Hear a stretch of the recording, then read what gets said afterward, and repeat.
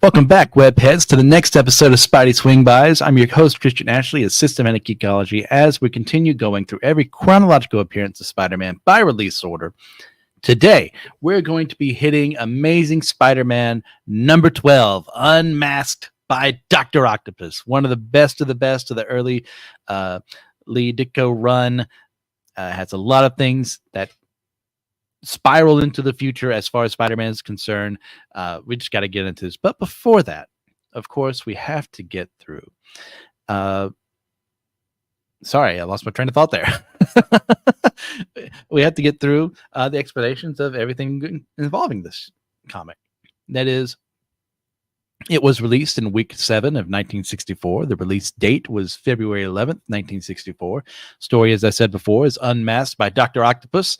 It is, as we shall see here, written in the white heat of inspiration by Stan Lee, drawn in a wild frenzy of enthusiasm by Steve Ditko, lettered in a comfortable room by Artie Simek, inked by Steve Ditko, edited by Stan Lee. So as you can see, Stan, he's always at his best when he's describing those wild things the artists are doing.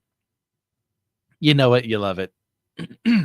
What else you love? What else was going on in Marvel in this month? Well, let me help you out there, because this is the month that introduced Daredevil to the world. Matt Murdock becomes Daredevil for the first time and fights against the Fixer as he plays a lawyer by day and a superhero by night. This is going to be a month of firsts, by the way. A lot of really good stuff was happening in Marvel at this point. In this point in time. Next up, we have Journey into Mystery 103, where we introduced to the first time their first appearances as Thor fights the wily machinations of the Enchantress and the brute strength of the Executioner as Odin continues to be a bad dad. I mean, it's a pretty solid issue, well worth your time checking out. Then we get to Tales to Astonish 55, where Giant Man and the Wasp both continue fighting against a human top. He hasn't realized that's a stupid name, and Whirlwind is far better. We'll get to that. And we learn also that somehow Giant Man has a fan club, which I'm sure, I guess. Like, of all the heroes, really, Giant Man, that's the one you choose to have a fan club for in your comic? But what do I know? I ain't Stan Lee. Moving on from there, we have Fantastic Four 26, where the Thing gets his rematch against the Hulk as the Fantastic Four and the Avengers work together for the first time to take down the Jade Goliath. An excellent story. Another one well worth your time reading. And then we get to Strange Tales 120. Oh, imagine that, Strange Tales being okay at best, where we have the Human Torch and Iceman team up for the first time as they face off against Captain Barracuda. You know, that menacing Marvel villain. You've seen him, you know him, you love him. He's been in the MCU. I know he hasn't. And that's that for that story. It's a fine team-up story between the two of them. Then also in the backup, we have Doctor Strange investigating a haunted house, which is a lot better than it sounds.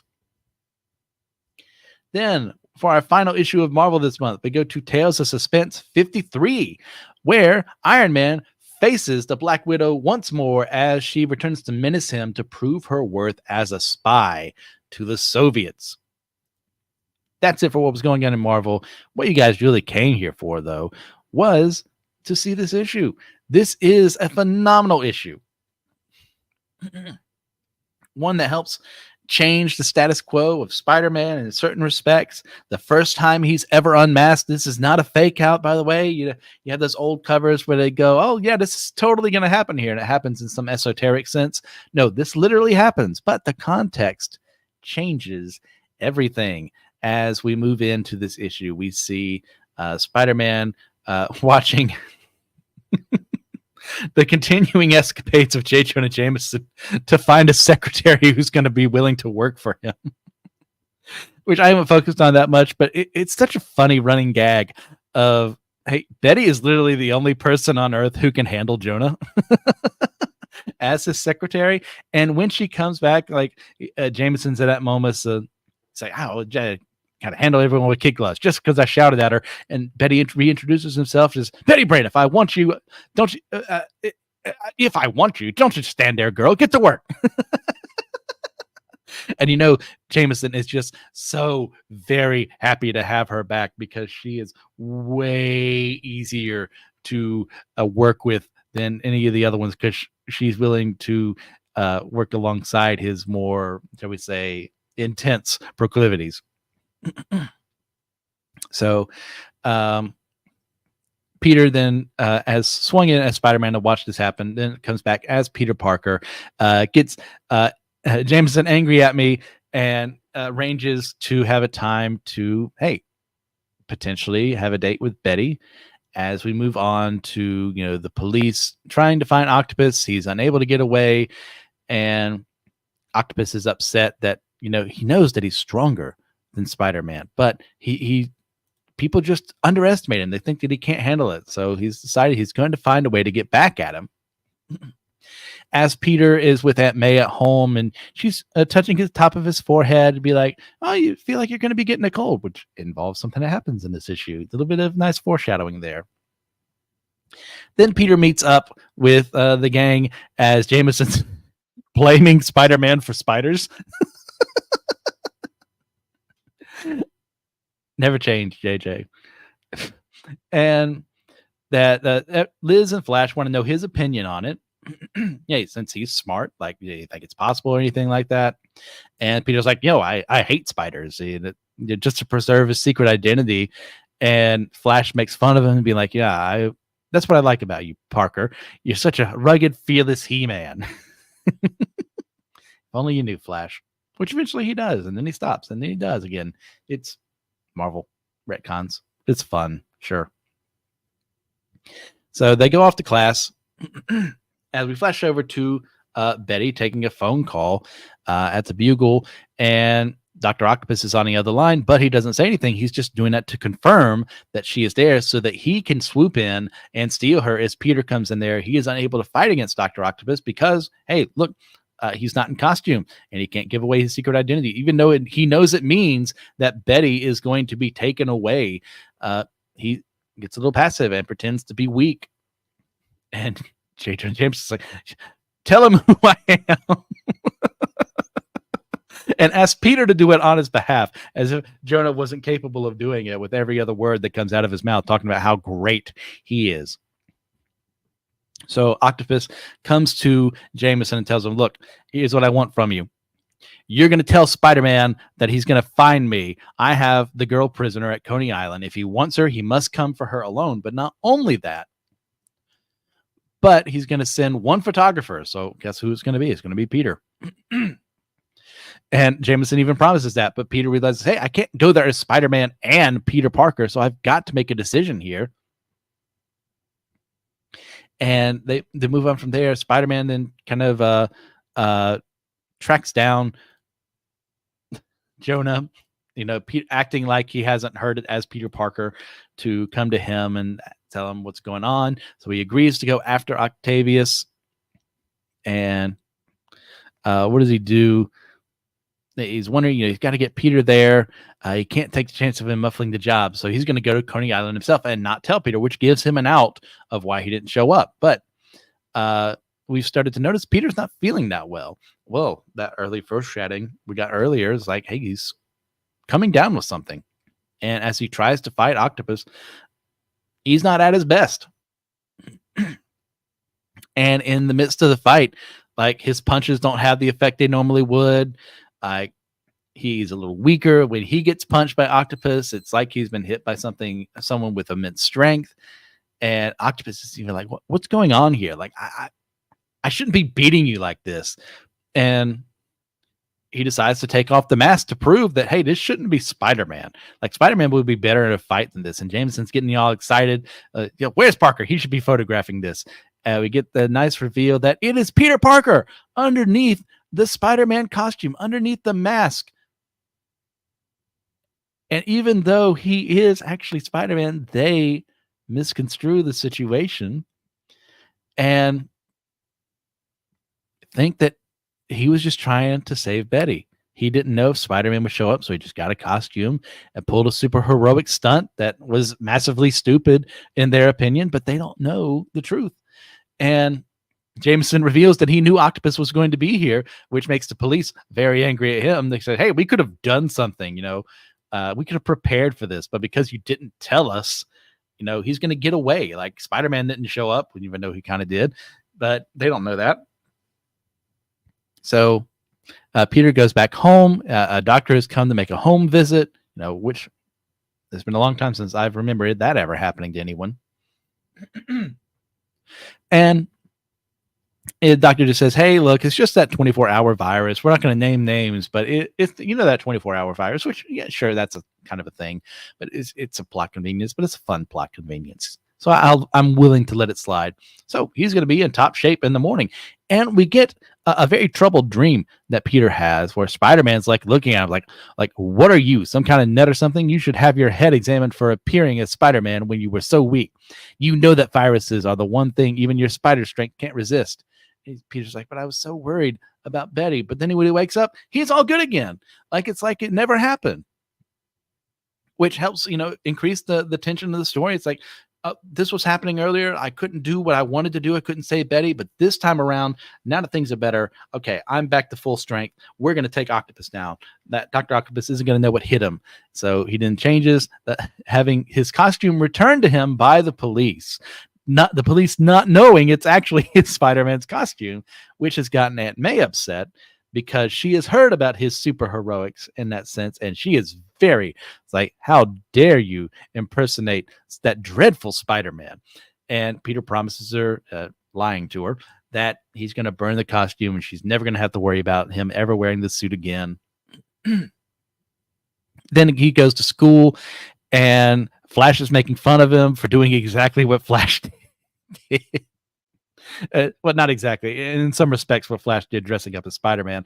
And Liz actually comes to comfort him. Is why would you ever want to impersonate Spider-Man? And Peter's like, hey, I don't want to talk about it. But she is jazzed about it. And you can tell because her eyes are bugged out. And a rare Ditko miss in this panel here. And she thinks it's the most wonderful thing she's ever heard of. And Flash is like, hey, everyone knows Parker never expected to really bump into Octopus. He was just doing it for kicks, for show. And Liz bites back at him. And she says, as far as she's concerned, Peter has proven himself to have enough courage and that has matched his brains. And she makes him her ex-boyfriend in the span of a sentence because she has gotten the hots for Peter. Something that's been building off screen, not off screen, in a slower amount of time. But Peter's with Betty right now, so she doesn't know, as we'll find out later on, what's happening there. And we see Dr. Octopus being very upset that he has destroyed a paper that has talked about him being fooled by a teenager. I don't know why there's always that hyphen there. It's like, did people just say teenager back in the day instead of teenager? And he's decided he's going to do something about it. He's going to be the most powerful one in the city. So he lets loose a bunch of animals at the zoo just to wreak havoc and chaos in the city. Peter is still at school. He's going to try to, he's kind of actually worried because Liz is following around like, she's completely lovesick with him, which she is. And she wants to talk to him, but he leaves. Flash messes with her and she gets very upset with him. Wants nothing more to do with him. So he gets back up as Spider-Man, starts taking down some of the animals, and works eventually to find out where Dr. Octopus is located. And in the process of all that, Jonah and Betty see him. And they wonder, could it be Peter Parker again? And no, they see the actual feats he's capable of. It's way different than last time. He's actually able to, utilize his spider powers. The two of them tussle for a bit. Peter gets away. He then slips down into this air shaft that he finds, this convenient air shaft. Then, using his knowledge of tactic and science, he's able to propel himself upward to fight against Dr. Octopus. Ends up grabbing onto him, but Octopus, when he throws him away, gets a bit of an advantage back as they end up crashing into this deserted sculptor studio. Is this Alicia Masters? Probably not. it's just one of those wild things of like, uh, Ditko definitely drew this stance like, what the heck am I supposed to make of this? So the two of them keep fighting one another. Octavius accidentally ends up causing the building to end up on fire by when he knocks over the cleaning fluid, which I know nothing about sculpting, so for sure I'm going to say it's flammable because the comic says so. As the two of them continue fighting, Peter is able to get out just in time before he's overwhelmed by the flames. Dr. Octopus, by using his webbing as a shield, Dr. Octopus at the same time is unconscious because he wasn't able to get out. So he slips out of costume to show up as Peter Parker, seeing Flash and Liz there. And, Flash is telling them to get lost, but Peter just tells him in a very witty line, like, hey, why don't you slither back to the rock you crawled out from under, Flash? As the firemen find Dr. Octopus' body, manage to detain him, even though they put him in shackles, but he should still be able to operate his tentacles, but don't worry about it. He needs to go to prison. We're going to say he is. And he complains about how he would have beaten Spider-Man if it hadn't been for that fire. He cheated. And Liz takes her moment, goes up to Peter and tells him, hey, like, I wanted to ask you, we're having a party tonight. She's having a party tonight. And Peter interrupts and says, sorry. Okay, enough way to start that. And he can't do it because he's got a date with a certain brunette tonight, even though she may not know it yet. And that obviously being Betty, and to twist the knife a little bit, I think this is him not acting as nobly as possible. He didn't tell her that, hey, Flash would be happy to do it instead of me. But Liz kind of takes it fairly well in that she's realized she's been a horrible person to Peter.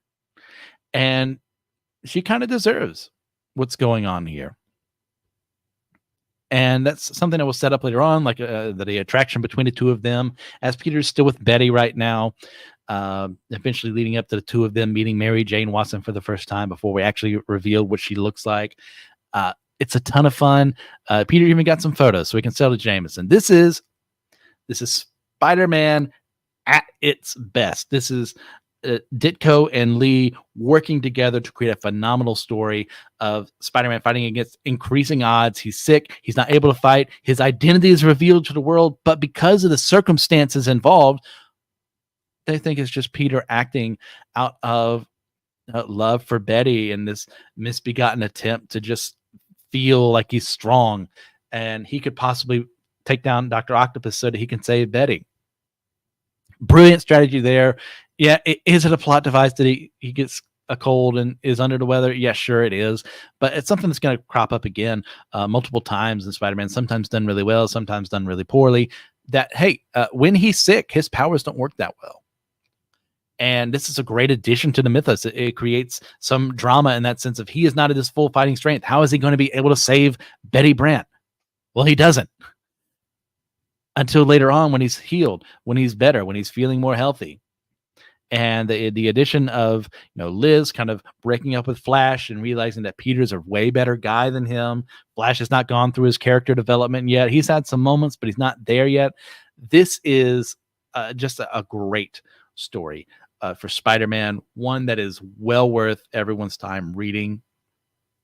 If you want to get a sense of who Spider-Man is, like 11 and 12 are not bad places to start. I mean, honestly, I would prefer you start from the beginning, but if you're not able to, for whatever reason, read 11 and 12. So what do you guys think? Am I too big on praising this issue? Is there something else that you thought about here? Well, why didn't you show the pictures of the animals? Well, I'm trying not to have every comic page on here so I don't get sued and stuff like that. So let me know what you think in the comments below. And next time, by the way, we will be in Amazing Spider-Man number 13, where we get the first appearance of Mysterio. Quentin Beck, as he faces off against Spider-Man, pretends to be a hero, but to reveal more would be spoilers for something that's 60 years old. But that's okay. So until next time, Webheads, see ya.